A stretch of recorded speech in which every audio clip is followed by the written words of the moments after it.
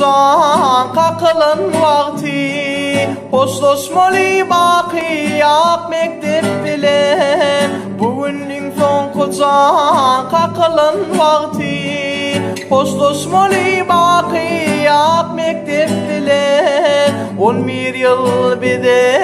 kucağın gerin hoşlaşalım bugün ak mektep bilen 11 yıl bide kucağın gerin hoşlaşalım bugün ak mektep bilen kılatas oğlanlar kılatas kıyılar hoşlaşalım bugün ak mektep bilen kılatas oğlanlar kılatas kıyılar hoşlaşalım bugün ak mektep bilen yadımdan çıkmayar mektep yıllarım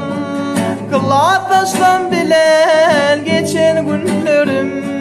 yadımdan çıkmayar mektep yıllarım kılataslan bilen geçen günlerim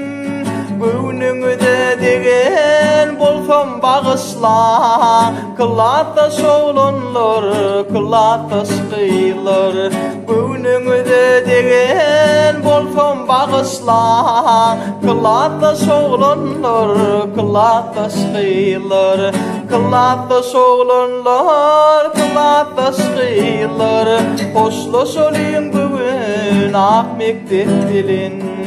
kılatas oğlanlar kılatas kıyılar hoşlaşalım bugün ak mektep bilen Rahman tide ait yar yürek ardığın yolumda bolsun kılataslarım Rahman tide ait yar yürek ardığın yolumda bolsun kılataslarım Aydın bilen kutlayan uçurum bayramı kılatas oğlanlar kılatas kıyılar Aydın bilen kutlayan uçurum bayramı kılatas oğlanlar kılatas kıyılar kılatas oğlanlar kılatas kıyılar kılatas oğlanlar kılatas kıyılar